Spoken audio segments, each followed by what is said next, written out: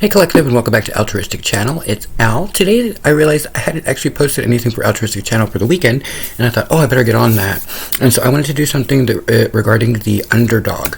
Because one of the things I had struggled with when I was younger was the idea of the underdog, of somehow feeling pity for someone else because they had a harder chance of succeeding. And I realized something as I've grown in life is that just gives people the opportunity to really have that drive, that it factor, that passion that comes through them to make them succeed. And so, of course, my perspective shifted on it. And I wanted to speak to that today, primarily because I'm noticing that a lot of the ascendants, if you will, people who are of the collective, who are starting to rise above the chaos and starting to see through the veils, are running into this thing where we're getting this feeling that something incredibly powerful is about to happen. And since we can't necessarily put our finger on it, all we know is that we should be prepared and ready to go. And, you know, when things starts moving, to go ahead and just go with it. But no one ever speaks to what it's like to not just be an underdog, but to be a divinely guided underdog. Someone who probably has no real means of ever actually accomplishing what their dream is or what their soul's purpose is, but the soul still is driving them nonstop to keep going. Keep going. There's no stopping. You've already started this. You're already through the gate. Now what are we going to do about it? And so I wanted to speak to that because it's a specific kind of underdog. It's an underdog that has no opportunity really to give up on itself because your soul is actually connected to you. And your soul's going, we've got this. You just need to keep learning. Learn. And at some point when you've mastered it, the door flings open and you're ready to go. So like today I spent the day finalizing the the show Bible for the show that I'm trying to deal with legacies and shopping specifically to one person in particular that is a very powerful person. But I have 3 people in mind in that particular scenario because of the fact that they are incredibly gifted world teachers, and each of them has their own mastery that I would love to, converse with and in that particular way. But aside from that, I realized that I've forgotten a page, and so I had made a comment in the previous video about how I only had 5 pages because I was going to keep it to a really simple 5 pages log line and Bible. And then my intuition went, you forgot something. So I went back and I did it. And now I'm like trying to get it from 8 to 7 where it's supposed to be. But that's a sidebar. The point is that when you have that type of passion and your soul is so clear in what its intention is, and you are sitting there and you're looking at things and you're just going, I have no idea how I'm going to do this. I'm really going to have to think outside the box. I just wanted to speak to that passion and drive that only happens to those of you who are at this point part of the collective that is ascending. You see what the future is that's unfolding, and you're getting positioned, if you will, in a situation where you are going to be ahead of the curve, or in my case, possibly even setting the curve. And so when you're in that position, I just wanted to give you guys the rah speech about keep going, because you're going to have your ups and downs. All of us have our ups and downs. It's not an easy thing to dream outside of dreams. It's something strange about our society where we rather keep people down instead of actually compete. We always say that it's a competitive market, but yet we don't allow new ideas. It's always stale ideas. And have you ever noticed the true pioneers, people who have a soul's drive, that are divinely guided, are the ones who break the mold? And like, who was it that is a really prime example? Tyler Perry, who was one of the people that I really want to work with. He did that. He had a show idea that he wanted to get on the network, and they didn't want to do it, and so he went ahead anyway, and he filmed, I think it was, they said like the first 2 seasons of it, and it was shot, and of course it was like a big hit. That's where a soul interacts with the body and does something that no one else would ever be able to do. They break the mold, right?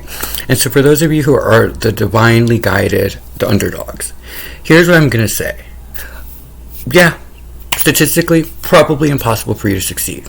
But isn't that what the divine is telling you? Is that you are the impossible. You are the dreamer. You're the one who's going to break the mold. Don't worry what other people say or criticize you with. Don't worry about the no. Think of the yes. If someone has something to say that's their insecurity, no one should ever, in my personal opinion, be all that interested or vested into your success or your failure in your life, because then they're not busy worrying about their own. You worry about you and you keep doing you, because at the end of when it's all said and done, I just want everybody out there to understand divinely guided underdog is specifically saying that it doesn't matter what the world says. God or Allah or whoever has tapped you to be the mold breaker. It does not matter. It doesn't even matter if it's your husband or your wife. If you, now, let's be realistic, you have to also do the work, and you have to be ready for the opportunity if it strikes. But you understand what I'm saying. If the divine is asking you to not stop, no matter what everybody else is saying, and it's saying things like, listen to me and do this. If it's something beyond just ego, if it's something that helps humanity, if it's something that will change the world, then why would we ever stop and pay attention to the people who stop dreaming? The people who are so sedated and are okay with the complacency of the world, the mundanity of living each day like Groundhog Day. Why are we okay with that? Why are we okay with child molesters in churches? Why are we okay with child trafficking? Why are we allowing semi-automatic weapons on gun in streets and killing our children? Why is that normal? You, the divinely guided underdogs, are the ones tapped to change the world. It doesn't matter what other people say, because I had because people, I like specifically look at people who already are doing that in their own way and trying to work with those individuals, because I believe that if you pull together like minds who have the same goal of helping humanity over materialism, then the materialism should show up on its own. But your attention, the people I'm looking at, are about the people. They're about working with the people. And so for me, that is why I put the names out there, is because I have a specific project that I have with one particular network that I haven't shared with anybody. I'm not going to, because that's a project that I have passion for with that person. And then this one has a lot of we the people aspect to it that includes almost like a newscast, a very different type of setup. And so that's why I've ventured the way I do. But what I'm looking at is I'm looking for souls that register other souls who are willing to do the soul work. And these are people who have had God, or whoever you believe in, say to them, it doesn't matter what the rest of the world says. You listen to your intuition, because I've tapped you out of all the 7 billion people. I have tapped you to make this happen. Even if you don't succeed, you will be rewarded, and that is what faith is, and that's why we are divinely guided underdogs. And so I just wanted you guys to know that, is because we're getting to a point, I can sense, where we are absolutely about to break. Something is about to break open, and a lot of truth will come out, and in that rubble is going to come a lot of opportunity for transparency and for a newness and for a new way of interacting with each other, and how to appreciate the other person, and how to remember that we're just extensions of each other. As we unite ourselves back going home, we can do something really great for humanity. And instead of being all Debbie Downer or worried about what others say, remember that the biggest champion that you have is that intuitive voice that connects you to God, or whatever you believe in. He is betting on me. He is betting on, or she is betting on you. So if you are a divinely guided underdog, what you need to remember is that it's already paid for and done by your ancestors. And what is going to be handed to you is the opportunity, and it will come quick. So be ready. Instead of worrying about why you can't do something, or maybe that you don't understand the money aspects to all, like how to shoot a music video or how to do then get everything else ironed out, and then just try to study as much as you can. The other people that, like the ones I'm pulling in, are going to understand that I may not be the best at all things, but I have everything in place that helps them understand that I just need a little quick study. Don't ever underestimate the love of another person if it is people that you are being divinely guided towards connecting with. It doesn't mean we're going to be friends. That's what I was going to say. Because I've named people that I want to work with. People think, a friend of mine goes, what, do you have an imaginary relationship with Anderson Cooper? And I said, no. He's just a reporter that I really, really like. And as far as I'm concerned, I'm single and I'm ready to mingle, but I'm not. Why would I ever put that out? And I realized it was a way to undermine what I was doing, to make me feel bad about the fact that I was actually naming people and having the balls to want to work and collaborate with really powerful people. And so it made me realize something, is that when we listen to other people, it makes us feel uncertain about our path, because it made me uncomfortable that I had overstepped my path. I can say what I want in the world because I am all about transparency. I've had my flaws in my life, but the one thing I've always had is I show up with integrity. I'm sure that that particular person, Mr. AC, would definitely understand that I'm also talking about business. I'm not talking about the personal just because of the other comments. It's not anything that isn't necessarily part of my truth. But it doesn't mean I'm going to have anything with anybody that's not real. And so I realized that the person, what they were doing is that it was their insecurity showing on me. And so as an underdog, one of the greatest things that can happen that I find is that people think that they know what's best for you, or they say that they're representing your best interests. But if they were, then why wouldn't they endorse you to go for your dreams? There comes a point when people always tell us that you are biting off more than you can chew. Another friend of mine said, you're going to be swimming with sharks, or you're really, really sweet and innocent, blah, blah, blah. And I remember looking at the person and going, you don't know me very well. An underdog doesn't have the opportunity to trust that openly. But with the people that I'm trying to work with, that is the goal. That's why I've named those specific people. And it made the person feel small. And for a minute there, I had to literally stop what I was doing and say, hey, I didn't mean to make you feel any way about it. It's just that though your concern was valid, you have to understand that because I choose to live my life in light doesn't mean that I didn't come from the dark. Don't misunderstand.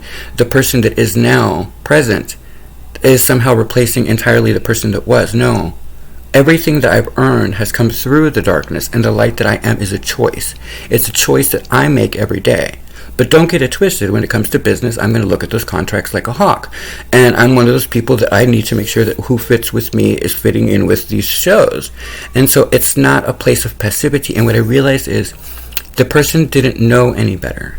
They didn't understand that when you get to a certain point and you start to level up, then you start to think differently, and the divine starts guiding you in different ways and makes you think of things in different ways. So instead of getting bitchy at the person, I turned around and I said, have you ever considered that if you succeed, that you will be built and ready because you are a divinely guided underdog?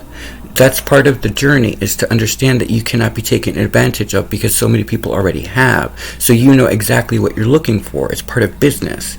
And so the person looked at me and goes, that's a really good point. I never thought of it that way. And I said, trust me, you've got to trust yourself, because if it's being handed to you, if the door opens for you, then you're ready. That's part of being divinely guided. So for those of you underdogs out there, don't listen to other people right now. Listen to the truth of you and be willing to see the warts and all. Yes, you can fail in public, but if you're not willing to fail in public, then how can you succeed in the public eye? You must find your balance and stand in that power, and you must lead by example. If you want to change the world, then you have to start by actually showing up for yourself. And so as a divinely guided underdog, I just wanted you guys to share in those moments, because I know that things are changing for a lot of you. The same problems that we used to have that were really, really petty and like, oh, you flirting with my man and blah, blah, those don't exist anymore. We just look at that lower vibration and we're just like, okay, no offense, but I just can't be around that right now. Okay, like I'm trying to do something for myself and for that affects other people, and I want to make sure that everything is as good as I can get it. And I'm one of those people that I know that perfection is never going to happen. It's always going to be, the opportunity will be there the moment it's meant to be there. When the person finally decides to go, yeah, it's time, then that's ready to go. Until then, I just keep working and tuning things, and I keep doing my own thing and sharing the process with you all, because again, it's all about transparency. But I had to learn that by literally facing all of my insecurities and all of the things that people were saying and with the innuendos. And one of the things that I found very interesting about my journey is that I started to be attracted to people on a business level. But because of my sexuality, people misunderstood my crushes. I have a crush on Oprah Winfrey. Let me just put it that way. I have a huge crush on Oprah Winfrey. I'm a gay man. Obviously not a sexual crush, is it? And it's sad that I had to say that, but the truth of all things is that there's multiple perspectives. Just because I have a crush on brilliant minds, people who think outside the box, visionaries, people who are leaders of new ways of doing things and bringing change to the world, doesn't translate to sexuality. It's a turn on in the head. And anybody who's been in a long-term relationship with somebody who they truly love and is a companion for life understands that there comes a point when you can see a future of friendship. And that's where I have the crushes. And so I just wanted to clarify that. But for you underdogs, see how easy it was to get under the skin there for a minute, where I had to stop what I was doing to address it. But I didn't let it undermine me.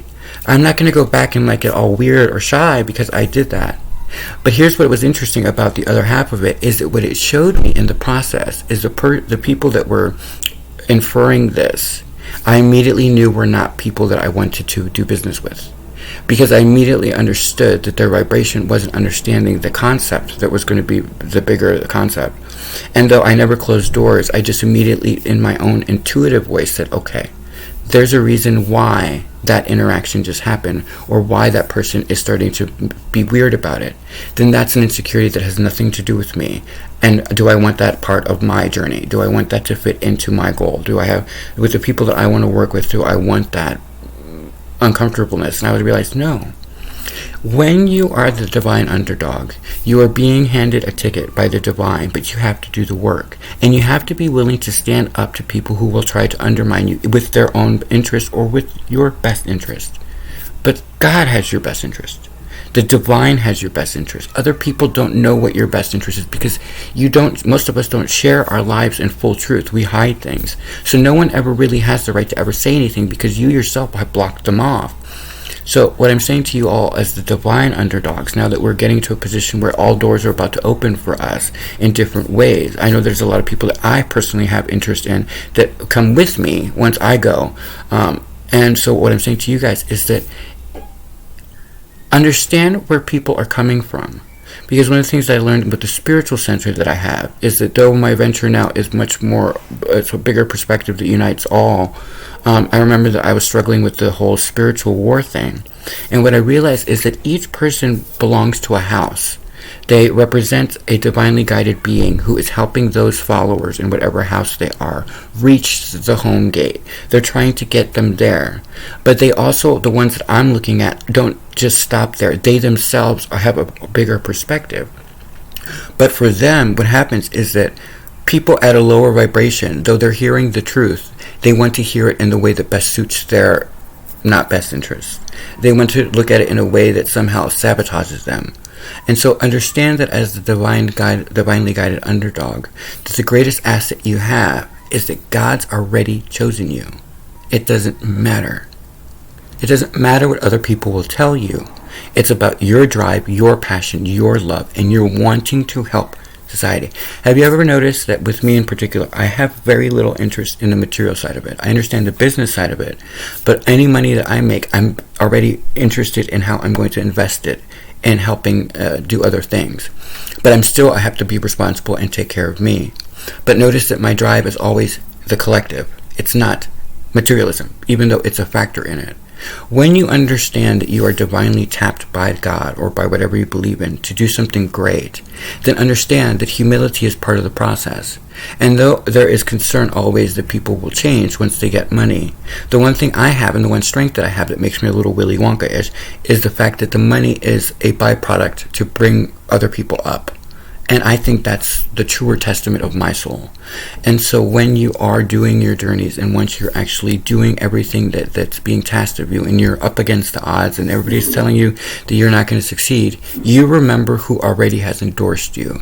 And then just wait for the door to open. Until then, do what I do. I'm going to the beach today to try to retype something to make it a little bit closer to 7 pages. And I keep fine-tuning and keep working until the right person decides that it's time. Because though you think you're the underdog, it is a divinely guided mission that a lot of us are on. It's something bigger. And so understand that they must fit into your world too. It's not you begging. You're not hungry. Remember that. Divinely guided underdogs are not hungry. They know they're always taken care of. And they know they can walk away from something if it's not in their best interest. They're not stupid. They're not hungry. They are fed, and they're fed from within. And that's what I wanted to talk to you guys at this level. As we endeavor to change the world as a collective, seeing that there are true problems that we can eradicate if we just choose to do it. And take the heat. The heat is from people that won't be going through. It's one of those things, like, it's really kind of awful to say, but you're just looking at somebody and you're going, why would you ever question God's will? Why would you ever say that you have the word that is divisive and that puts people down and that castigates people and that hurts people and leads to gay bashing or beating women and all? How do you ever have the nerve to say that you know what's best from God's standpoint when God's looking at us going, I'm about to eradicate this planet. What you gonna do? You know what I mean? Like, but that's the thing. Like, instead of engaging the religious war aspect, why not bring faith back? Why not bring the truth of all faith and bring people together instead of focusing on what divides them? One of the shows I want to do is about that one topic, about what is it you believe in, to each house. and not worry about what divides them. But what is, do you believe in a higher power? Okay. Or do you believe in unity? Okay. And bring those questions up, and then watch the world go, oh, they all agree on that. Oh. It's something simple like that, and it sounds super, super simplistic, but you understand that we're being simplified. The old way doesn't work. We still have child trafficking. We still have people with semi-automatic weapons. How is that even a conversation? That's special interest, right? But the only way to ever change that is to just make it an open forum and have these discussions. And so for you underdogs, remember, you've already been chosen. Now what are you going to do to ensure that you succeed? No one else matters in that scenario other than your connection to the higher source. And so though people make fun of you, or they may try to undermine you or do whatever it is, you just remember one thing: you can't lose. You already won. You are the champion. Now it's about ensuring that you stay the course and wait for the door to open, and then you go right through it and you don't look back. That is a divine being. That is the blessings of this new world unfolding. That's one of the great mysteries that's being opened to the collective. Once we start working together, a lot of us will be going up immediately. That is why it's prophesized that they would meet in a cloud and it would all rise together. It's because the right minds together can lift a planet. That's it for me, guys. You guys have a great day. Bye.